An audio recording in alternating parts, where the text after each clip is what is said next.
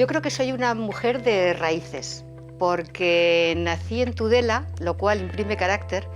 Esto de ser navarro dura para siempre. Y soy pues una chica de pueblo que ha visto mundo, más mundo del que creía que iba a ver. A eso de los 17 años me fui a Pamplona, que fue como la gran aventura de mi vida, porque fui a estudiar una carrera y para mí fue como si cruzara, yo qué sé, el océano Atlántico. Y allí aprendí muchísimas cosas. Aprendí que me gustaba el periodismo, cosa que al principio lo intuía, pero no sé, me sentía muy perdida. Y aprendí que la universidad es indispensable en la vida. Y luego empecé a vivir los mejores años de mi vida, que fue otra vez cruzar el Rubicón y venirme a Madrid con una maleta como los paletos a buscar trabajo.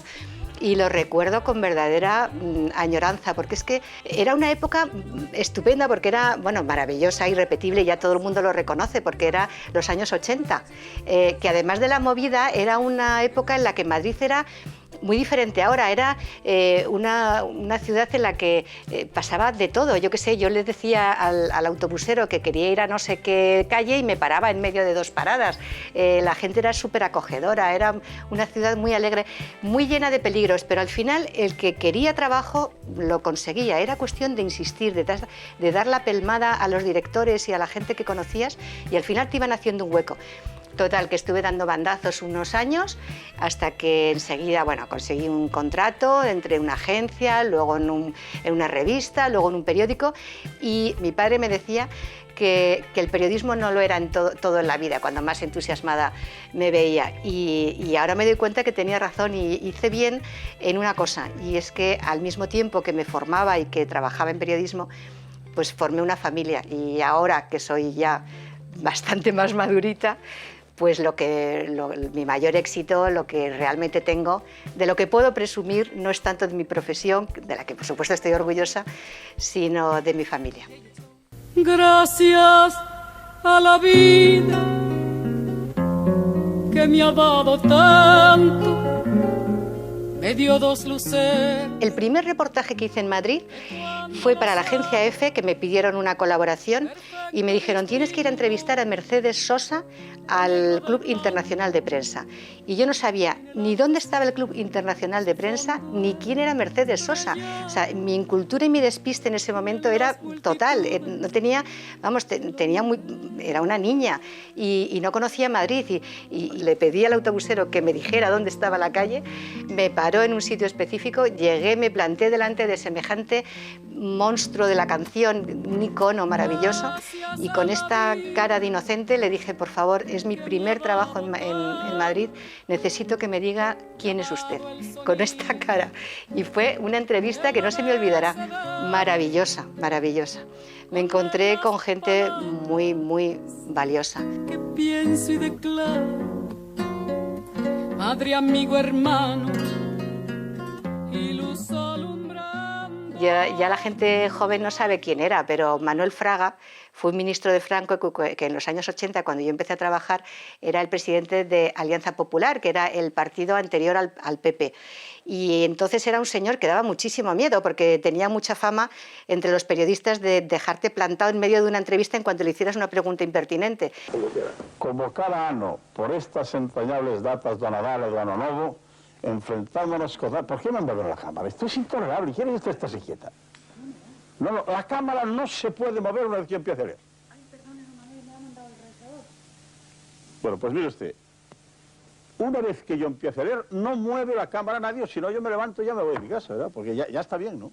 Y se pasaba fatal. Claro, lo peor de todo no era que te dejara con un palmo en las narices, sino que te volvieras a la agencia sin la entrevista.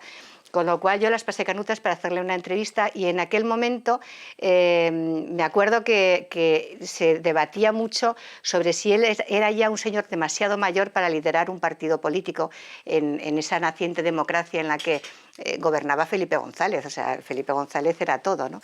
Y yo, bueno, pues me atreví, le di 80 vueltas y se lo dije de aquella manera, bueno, pero usted no está un poco mayor para estas cosas. Y dice, no, señorita, yo estoy completamente en forma y si quiere se lo demuestro. Y entonces, véngase usted a pescar conmigo. Y entonces me invitó a pescar al mar, me acuerdo que me llevó a las Islas Colombretes y dije, bueno, pues esta es mi oportunidad de hacer un reportaje, a ver qué tal sale. Y entonces fue poner el pie en el barco y marearme, pero como una cuba, o sea, lo pasé tan mal que no recuperé la vertical, pero en las 5 horas que duró la navegación, por supuesto no comí nada. Al final, gracias al fotógrafo, sobre todo, hicimos un magnífico reportaje que me acuerdo que lo publicamos en el diario 16 en la portada, en aquel diario 16 de Pedro J. Ramírez, y fue fantástico, y me llevé eso y una gorra de marinero que me dio para que se la llevé a mi padre, que también le hizo mucha ilusión.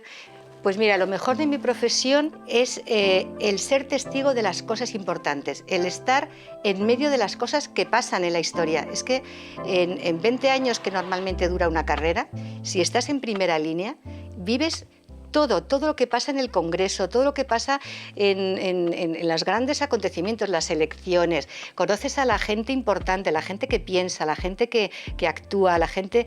Y ya sé que ahora esto ha cambiado mucho, porque ahora lo que importa es el destinatario, el tener seguidores, el tener... Para un comunicador, si no tienes miles de seguidores, realmente no sirves para nada. O sea, eres el número de seguidores que tienes. Pero yo pertenezco a una generación de periodistas en que lo importante era el número de fuentes y la calidad de las fuentes. Es decir, lo que nos importaba no era tanto el destinatario de la información como el emisario, la fuente de la información. Y entonces yo he vivido muchas cosas muy impactantes y eso es lo que me llevo para mí. A lo mejor muchísimos off the records, comidas con políticos o viajes interesantes que a lo mejor no las plasmas en un papel, pero que los guardas en tu acervo personal. Y el periodista está en medio de todo y me parece un testigo privilegiado. Quizás uno de los personajes que más me impactó en aquellos años 80 fue, mira, Fidel Castro. Fidel Castro vino a Madrid en una escala técnica del avión que venía de Moscú rumbo a La Habana y estuvo unas horas nada más, pero dio una rueda de prensa en Barajas antes de irse a Moncloa con Felipe González un momento. Y yo recuerdo haber tenido delante a ese personaje de la historia y a mí me impactó, me pareció que era una fuerza de la naturaleza, o sea, en cuanto abría la boca te sobrecogía, o sea, realmente era un señor que irradiaba poder a su alrededor, me impactó mucho su poder. Luego tengo imágenes, por ejemplo, también de esa época, de cuando vino el Papa Juan Pablo II. Vino y recuerdo sobre todo el encuentro con los jóvenes, yo entonces era muy joven, en el Estadio Bernabéu. Era, no sé, tanto más que un concierto de rock. Era una emoción inenarrable. Yo nunca había vivido nada parecido. Realmente era algo que yo no he vuelto además nunca más a vivir. O sea, era una emoción, una conexión entre tanta gente joven que era bestial. He conocido gente muy inteligente. A mí es una de las cosas que más me llama la atención. A otros les llamarán los artistas, que también me gustan, pero a mí me gusta mucho, pues me ha gustado conocer a Rubalcaba, señor súper inteligente, a Félix Sanz Roldán, el director del CNI, al propio Mariano Rajoy, uno de los políticos más inteligentes y menos mediáticos que yo he conocido. Ese no te daba un titular ni por asomo, pero era interesantísimo tomarte una copa con él, porque era muy divertido. Fíjate qué cosas. Y luego, pues no sé, cosas desde el punto de vista humano, pues el propio rey. El rey, cuando dejé el periódico, tuvo un detalle de esos humanos que se me quedó grabado porque me hizo llegar el mensaje de que quería despedirse de mí, preguntarme qué iba a hacer, etcétera, etcétera. Y esas cosas también te gusta, porque el periodismo no es solo trabajo, también son relaciones humanas, ¿no? El periodismo es como una especie de sacerdocio civil, no sé, es un sacerdocio laico, le podríamos llamar. se trabaja, no es que se trabaje, es que se vive para la profesión. Y es muy difícil desconectar porque además de estar todo el día trabajando, llegas a casa, por supuesto no tienes una sobremesa, no tienes un fin de semana completo y llegas por la noche, a lo mejor a las 10 de la noche y dices, bueno, pues me voy a ver una película, pero no, en realidad estás con el iPad viendo a ver qué saca la competencia, si te la han colado, si no te la han colado, si has publicado algo que era erróneo, no desconectas. O sea, realmente el periodismo es una profesión muy, muy exigente, muy competitiva y muy absorbente. Por eso se concilia mal. Ese es el problema que tiene. Y yo he tenido mucha suerte, insisto, es una de las cosas que más les digo a los jóvenes. Algunas compañeras mías, más jóvenes que yo, me decían que era una pesada, pero hay alguna que me lo ha agradecido. Hay que tener hijos, porque luego se te pasa. Es que no tienes tiempo, o sea, el periodismo es muy absorbente. Me arrepiento de no haberme adaptado lo bastante a las redes sociales. Las desprecié porque me parecían demasiado vulgares, demasiado enemigas del periodismo, porque no tienen filtro, porque todo vale, porque no hay un filtro intelectual y porque lo que hace es depreciar el trabajo periodístico, el trabajo del periodista que lo que hace es seleccionar la información. Primero dar credibilidad, dar fiabilidad a las noticias y ordenarlas. Me ha pillado un poco mayor, pertenezco a la generación del periódico, que ordena la información, que la certifica y que les dice a los lectores lo que es importante, lo que no, lo que es cierto y lo que no. Y a mí esa selva me pareció que yo podía permitirme el lujo de prescindir de ella. Y yo creo que me equivoqué, porque si hubiera hecho un esfuerzo, a lo mejor me había rejuvenecido más, me había actualizado más. Pero no sé si me arrepiento, sí, yo creo que sí que me arrepiento. Por circunstancias me prejubilé, tuve tiempo y dije, este es el momento que voy a hacer lo que me apetece hacer. Y no solamente lo que me apetece, sino lo que sé hacer. Entonces, como en los últimos años había cubierto información de Casa Real, y es una asignatura bastante complicada, porque hay mucho desconocimiento, ¿sabes? Primero porque no hay mucha demanda, porque hay un hueco ahí cultural inmenso. Es una cosa que siempre me ha sorprendido. ¿Cómo es posible que una institución que convive con la historia de España, los 500 años de historia que tiene España, cómo es posible que los españoles no sepan nada de la monarquía? Es que no está en los planes de estudio. Ni estuvo en el franquismo, obviamente, ni ha estado en la democracia. Eso sí que, a mi entender, por razones mucho menos obvias.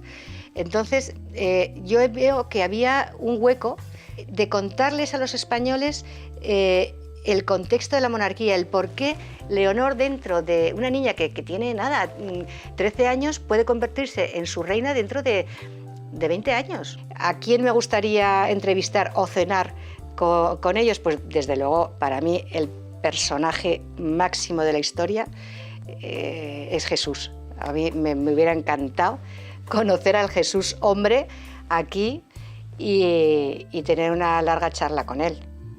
Me parece que no ha habido otro, ni antes ni después, que se le pueda igualar. O sea, él representa el amor que es una de las cosas más importantes que hay en este mundo, más que la inteligencia. Pero hablando de inteligencia, también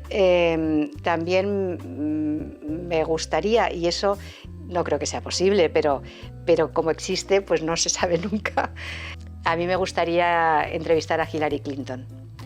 Me parece que tiene muy mala prensa, cae mal, ha perdido elecciones, le han puesto los cuernos, tiene muchas cosas en contra, pero a mí me parece una mujer muy inteligente que ha tenido que competir con gente más poderosa que ella, empezando por su marido, siguiendo por Trump, que ha tenido un cargo muy importante en los Estados Unidos y ha viajado por todo el mundo y ha conocido todo el planeta, que tiene un coco importante y que ha luchado por la mujer.